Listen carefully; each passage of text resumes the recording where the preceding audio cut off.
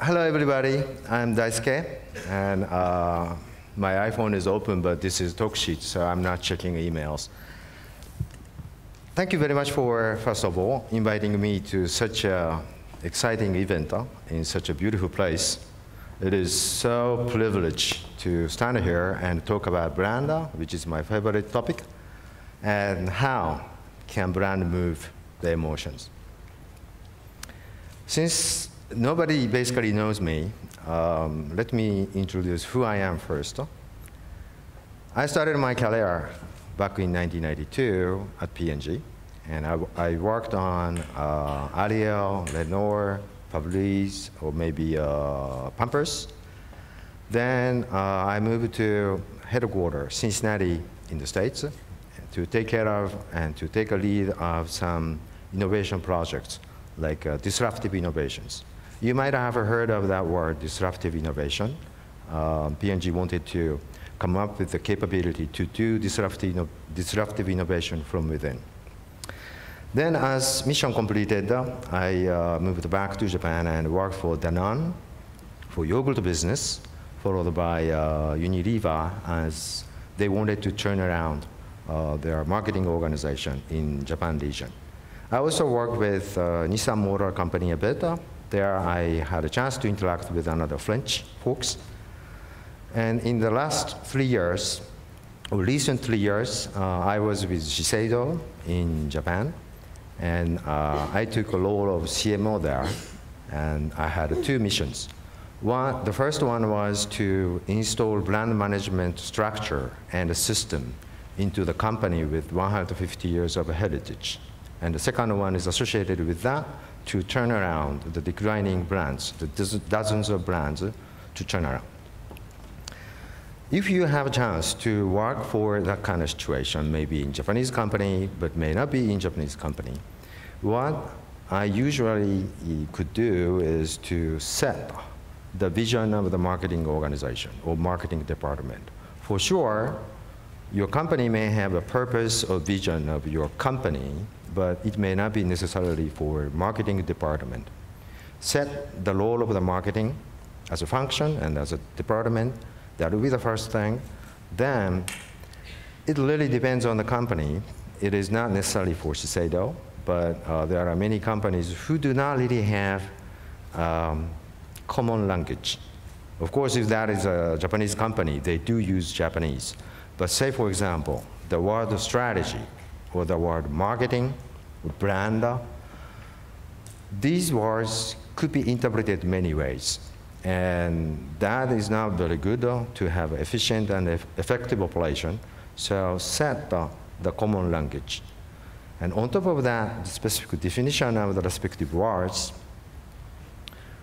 we can also standardize the process for operations. Some people say that setting up the standardized process will hamper the creativity. For some cases, yes, but making it for free or all free does not necessarily result in creativity. Like when you drive a car, driving on the right lane or left lane, that needs to be set. Then how to drive is up to you. So thinking about the process of the operation, it will do that kind of role. Once the mission is completed, I noticed that, just like I said, setting the vision and standardizing the language and standardizing the operation processes, that could be done not only from within, but from outside. So the mission is completed. I left the company and I started up my own firm, which is Coup Marketing Company. Coup is from French, even though I do not speak French at all. But what I'm doing is a CMO sharing service.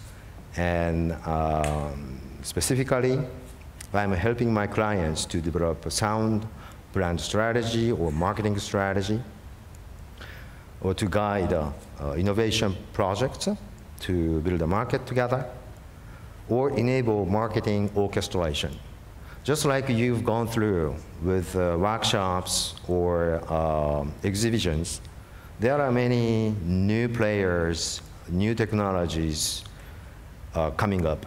And you also, I think, have industrial chaos map that is expanding and getting more complicated, and the number of players are proliferating. And to put the right resource and agencies and services into your marketing program, you may want to have a total overall blueprint of your annual marketing program. This is not just a marketing calendar, but have a plot that will enable you to leverage and use the latest technology into your marketing. And just like I've done at Shiseido, I also help construct the marketing organization or brand organization, like hardware, the structure itself, as well as software, like operation systems and way of thinking. And throughout the interactions with some of you in the past 2 days, I found two major misunderstandings. One is that some of you may think I'm a creative side of the guy, but actually I'm from brand management to CMO role, so more brand side. And the other thing is that, you know, some of you ask me to take a photo because they think I'm from Sanrio. I work for Sanrio as one of my clients, but I'm not really employed by Sanrio as their member, and I'm an external advisor. So if that disappoints you, for Kitty fans, I'm sorry, but I'm outside. Now, in the course of my career, I worked with tough American military commander and passionate Canadian priest, stubborn French philosopher, diligent Italian genius, laser-sharp German grandmaster, experienced Scottish Casanova, and quadlingual French-Spanish, and more from continents and islands. I suppose some of you here may be covered in this description. They are, as you can imagine, quite different each other, but they have one commonality, at least one. All of them are great marketing leaders and business leaders, and the commonality was they all share the essence of marketing based on thorough consumer understanding. Thorough consumer understanding, you might have heard that expression in the past 2 days a lot, so it is not new and it's kind of same old thing. But the point is, consumer behavior is driven by emotion of a human being. A couple of points here. Consumer behavior is, of course, is observable through internet, UX, UI, but their behavior is basically driven by perception and cognition. That is for overall annual programs. But when it comes to specific marketing plans and communications, maybe movie on the web, or TV advertising, or maybe other print or non-print communications, the flood of information are so overwhelming, and the increase of the total information that consumer can access is totally, surpassing the capability for human beings to interpret. In that environment, to open up the window and open the door to tap into their mind, there are many ways, but one very strong way is to drive their emotion. And that emotion is not necessarily consumers' emotion, that is more like human beings. When we say, of course, all the consumers are basically human beings, but when we say consumers, we see consumers more like in relationship with our brand. So our brand and our consumer, or our target, our prospects. The relationship is more like brand and consumer, so it's more like a binary. But when we look at ourselves as human beings, things are not like that. When I was a brand manager of Ariel, which brand to buy must be one of the most important decisions for consumers to make. Sorry, it went on. So one day I asked my research manager to list up all the decisions that a housewife will make in the week. And amazingly, there are hundreds of decisions they are making, like, for example, should I go grocery shopping or doing laundry? Which one should come first? Does not really look like a decision, but that's an important decision for them. And we listed up all the decisions, and we asked them to put the decision to pick up the right detergent for them. We thought it could be in the top maybe 25%, but the reality is, as you can imagine, bottom 10 to 20%. That reality is the human being reality. And when I was younger, the challenge was language and culture. As you might have noticed, I have a bit of accent in my English. May not be a bit though. That is partly because of my nationality, and that is partly because of my previous bosses and colleagues' nationality and accent. I'm trying my best to make it easier to understand. So in return, please help me to dictate. So could you please use your best imagination to assume what I'm trying to say? Thank you in advance, since communication is a kind of mutual matter.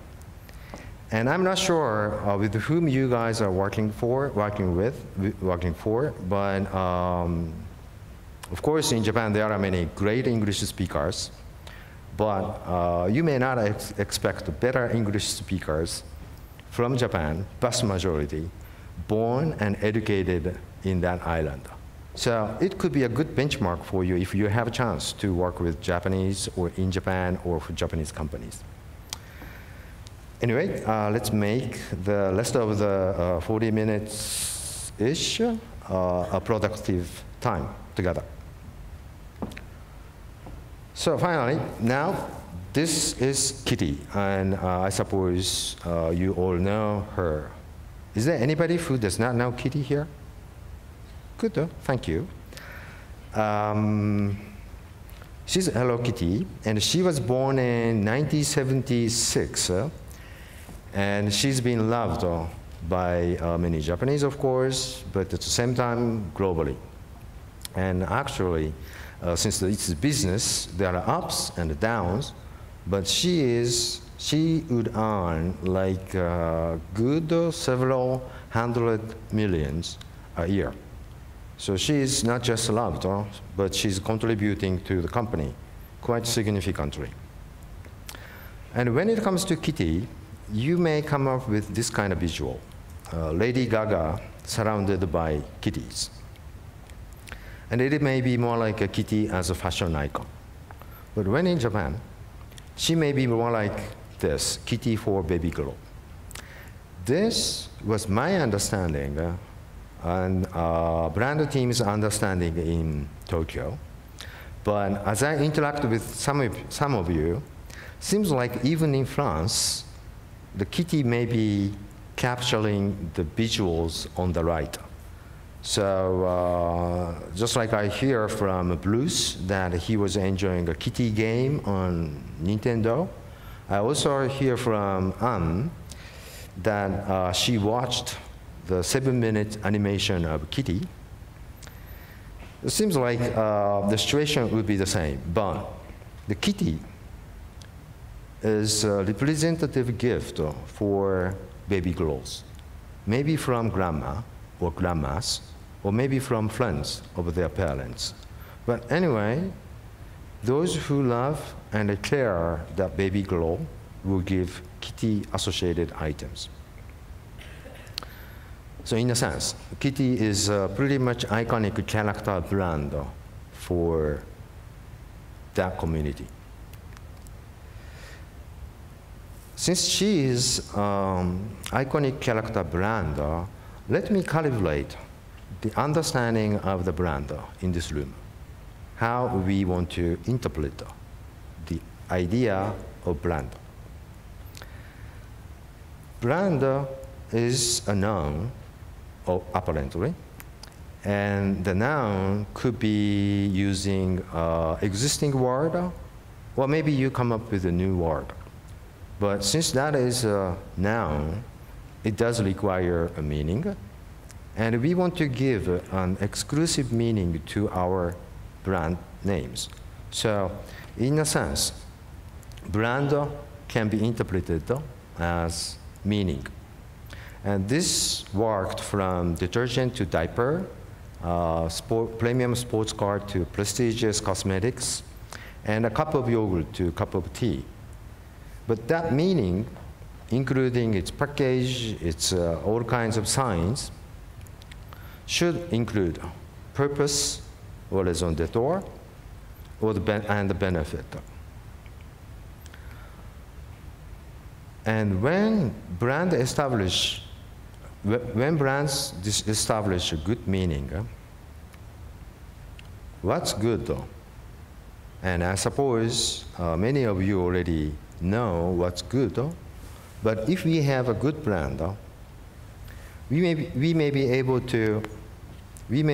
to launch line extensions or flankers easily, so that we can have a quick revenue on top of the base business. Maybe we can do it with less marketing budget to save more cost. Or we can secure our user base because of the strong brand. Or maybe we can also expect more shelf space in the store, or maybe in the e-commerce as well. But the bottom line, if we have a strong brand, brand will make it more profitable. And that is quite common sense, but let me explain structurally why strong brand can earn more profit. You know, merchandises is a sum of product and the brand. And merchandise is what consumers are going to buy, and the product is basically what comes out from the factory, or the product inside, the package, or maybe package itself. We add a brand to it, then it will become a merchandise. For some books, it says that the water with Evian will become a brand. Water with brand will become Evian. Similarly, the retail price is a sum of cost of goods and profit. Retail price is what consumers are going to pay for, and the cost of goods is the cost of goods came out from the factory. We add a profit to it, it will be a retail price. If I compare these two formulas, retail price is the price of merchandise, and the cost of goods is the cost of product. Now, profit and the brand sit in the same position. This is a structural explanation why brand can earn profit more over time. Kitty also is doing this. Having said that, profit is so important, otherwise, if we do not deliver profit properly, the company will stop investing to your brand, and your brand will be starved, which is not good. However, brand is not only for profit, and brand should serve its unique purpose. If brand is managed properly, it can live longer than mankind. There are many great brands living more than 100 years in Europe, and some are in Japan as well. It may be kind of similar to this expression, man shall not live on bread alone. Of course, we need to eat bread to make our physical body alive, but man shall not live on bread alone. Just like that, brand should not live on profit alone. Maybe like man should live on the words came out from the God's mouth, brand should live with its purpose to serve to the society and serve to the people, to do good things to the society. Now let's explore what Kitty is doing, or what Kitty has done in the past 45 years. By the way, she was born in 1976, so she'll be 45 next year. As said, Kitty is a character for gift to young babies and kids. And that attachment to Kitty will be extended even to girls, teenagers, and ladies. That is partly because the Kitty as a gift will be the first memory for baby girls, and that could be be given, or that is mostly given by somebody really cares and loves her. And importantly, this could be the first social relationship for that baby girl with somebody not in the close family members. So maybe grandmas, maybe friends of their parents. What she will get is a kitty, but the inside of the kitty is like the message. She's loved. She doesn't have to worry about anything. She is surrounded by loving people and friends. If I interpret it from brand standpoint, the structure of the kitty as a brand is like this. She's cute, and she's friendly. She has many friends, and she has no enemies. She does not reject anything. She's just loving and caring.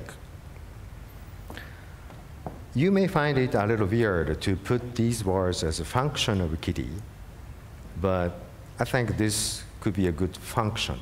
And function, in other words, would be like a superior cleaning performance for detergent, but no leakage for diaper. And how it works for kitty is being cute and friendly. If these are functions like no leakage for diaper, the benefit will be, like for example, diaper no leakage as a function, then the benefit is, since it is no leakage, I do not have to worry about the baby bed being messy. That's not a benefit though. The benefit is I can concentrate on caring for my baby's development. Just like that, the benefit of kitty is that I give unconditional love to a little cutie. And from little cutie standpoint, I am loved, I am cared, and I don't have to worry about anything. So in other words, kitty materializes the care and the love from the gift sender to the gift recipient. In other words, kitty bonds people. And actually, Sanrio, the owner company of Kitty, positions themselves as a social communication company. And their mission statement is small gift, big smile. They started, one of their original business was greeting card. So connecting people, bonding people is pretty much in their DNA. Now let's extend what Kitty has done to a little more universal tips.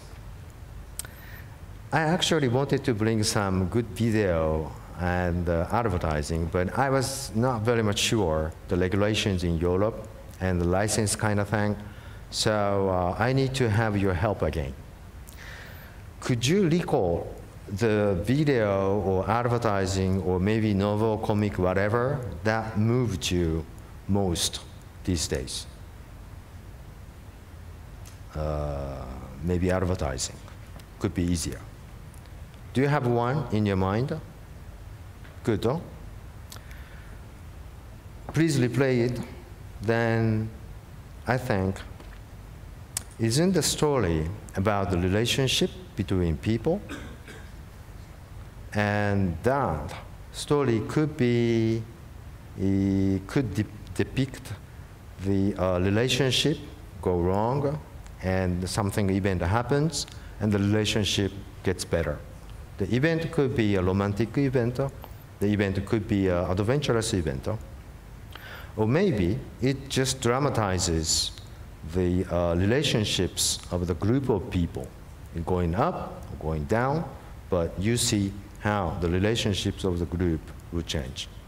Or maybe the story reveals how each players are nurturing the relationship in between. Here is one of the truths that we have found throughout projects and brand management, and maybe taking care of some marketing organizations.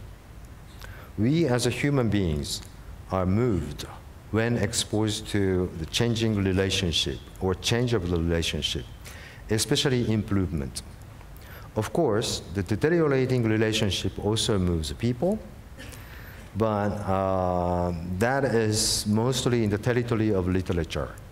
Or maybe in the good old French movies, we can see some, but it may not fit to a brand management much. So, if you find it not easy to develop an emotion-moving communication, regardless of the media, try this. Put your brand in between people and improve their relationship. Now your brand can move people. If your brand is just a detergent kind of thing, even if that is the case, you can do that. Find a situation that your brand can help the relationship between the people. Let me pick up one other example. Have you seen Alexa advertising in France these days? Only 1 or 2, 3, 4, okay. I just checked recently what they're doing. I mean, Amazon Echo in advertising for France. And the version I saw was maybe a teenage girl confessing to or telling her parents that she's LGBT. Is that true? Good. And Alexa helps her by playing a music that says, I love girls. That is good, though. Alexa could focus more on function since that is so much electronic gadget, but they didn't do it. They just depict, visualize how it works to nurture the relationship. They do kind of similar thing in Japan as well. The Japanese version is not really girl's confession, but it was featuring the father and the son preparing a birthday cake for his wife. The son is like 10 years old-ish, and father and the son preparing a birthday cake, and she's out for work. And Alexa helps two men to prepare birthday cake. And Alexa also managed the lighting of the room when mother came back home from work. That also captures how Alexa can nurture the relationship. By understanding the tip that if the brand sits in between human being or people, now the question is, which relationship should we focus? We have so many relationships, so we need to choose one or two, which counts most. She may be a daughter of her mother, but at the same time, she can be a mother of her daughter. She is a wife of her husband.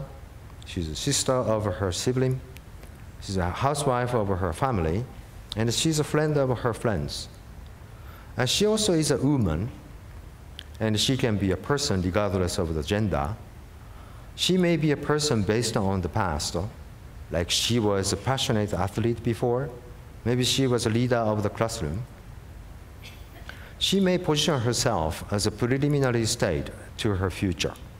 She is determined to become a founder, CEO of the growing startup. She's not there yet, but she will be like that. Or she's a boss of somebody, or she's a subordinate of somebody, or maybe she's a member of certain communities. If we can find the proper identity of our target consumers, that identity will be a good reflection of the community or relationship that matters most. In other words, if we already know what kind of relationship our brand can nurture, then we can call up the appropriate identity from our target consumers.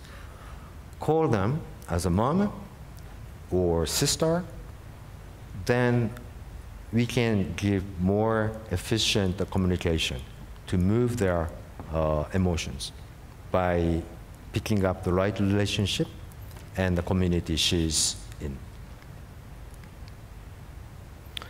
So find her or his identity that tells the meaningful community for our target consumers and the relationship that matters.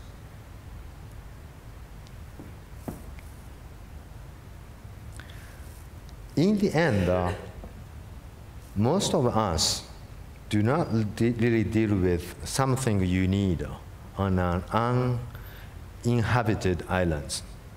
If we live alone in nobody's island, we do not really need many brands. Most of us deal with something you need to live with others in a community.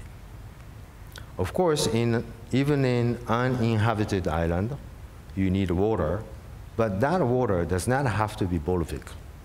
I'm not sure if they are doing 1 liter for 10 liter right now, but 1 liter for 10 liter counts when we know 10 liter water is needed in Africa as a social challenge.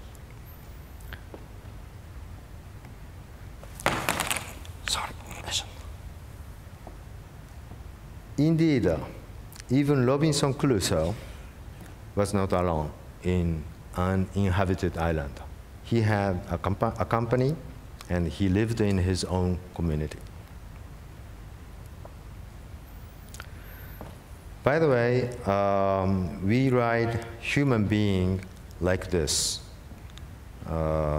in Japanese characters. And it consists of 2 letters. The one on the left is people, and the one on the right is between or in between.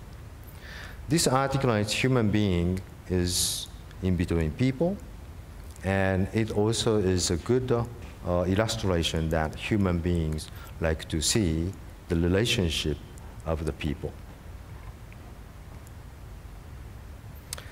So today's theme was how can brand move emotion? And here's a summary. Brand can move emotion by connecting people with the benefit to nurture relationships of human beings. Put your brand in between people and help them to live better in their respective community and the relationships. Somehow, I'm finishing a little earlier than I expected, though. But thank you very much for your attention, and merci à tous. ご清聴いただきありがとうございました。